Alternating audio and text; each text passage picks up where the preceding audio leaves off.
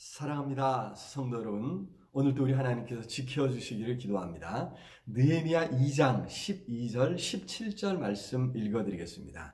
내 하나님께서 예루살렘을 위해 무엇을 할 것인지 내 마음에 주신 것을 내가 아무에게도 말하지 아니하고 밤에 일어나 몇몇 사람과 함께 나갈새 내가 탄 짐승 외에는 다른 짐승이 없더라. 후에 그들에게 이르기를 우리가 당한 공경은 너희도 보고 있는 바라.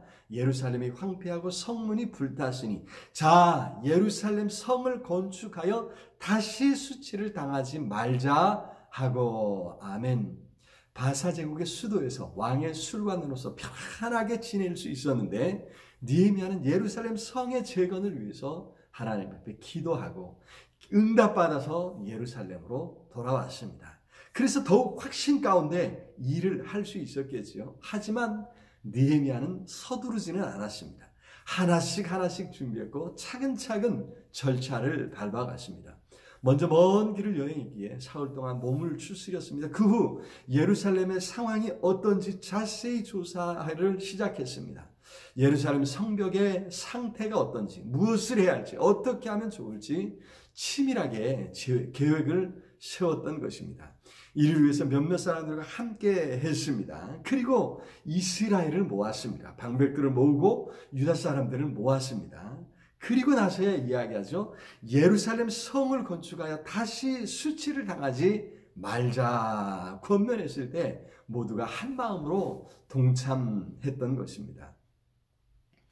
하나님의 뜻을 행할 때, 하나님의 일을 할 때 먼저 기도하며 하나님의 때가 무르익기를 기다려야 합니다.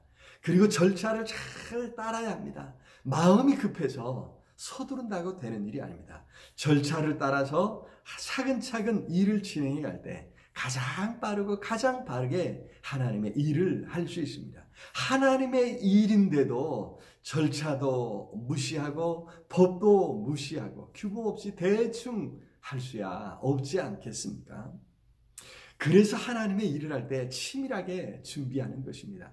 기도의 시간은 바로 그렇게 준비하는 시간입니다. 기도의 자리에서 하나님께서 생각나게 하시는 것들을 하나씩 점검해야 합니다. 먼저 기도의 자리에서 무엇을 하는지 목표를 점검해야 합니다. 우리의 궁극적 목표는 하나님의 나라와 그의 영광인 것을 잊지 말아야겠죠. 사람들의 필요가 무엇인지도 알아야 합니다. 기도의 자리에서 생각나게 하시는 사람들을 또 붙잡아주고 세워주어야 합니다.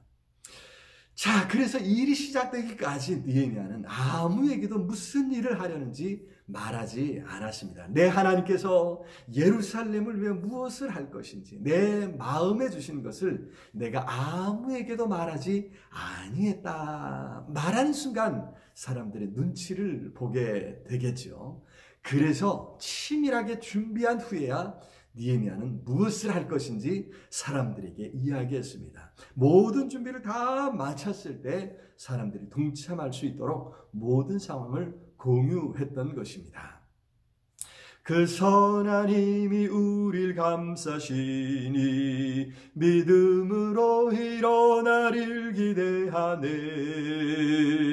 주 언제나 우리와 함께 계셔 하루 또 하루가 늘 새로워.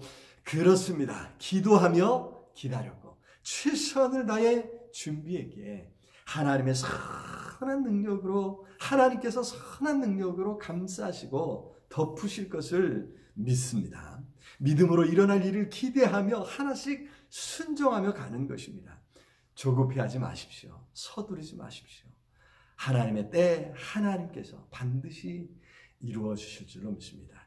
특히 지금 코로나19 상황에서 우리가 할 수 있는 일은 거의 없는 것 같습니다. 조급해하지 말고 또 순종하며 기다립시다. 하나님께서 반드시 능력으로 일하실 줄로 믿습니다. 사랑의 주님 참으로 감사합니다. 오늘도 살아계셔서 일하심을 믿습니다. 조급해하는 우리를 불쌍히 여겨주시고 오늘도 기다리며 기도하며 말씀에 순종하며 삶의 자리를 굳게 지켜가도록 주여 붙잡아 주시옵소서. 오늘도 주의 성령께서 함께 하실 줄 믿고 예수님 이름으로 기도드립니다. 아멘. 아자 사랑합니다.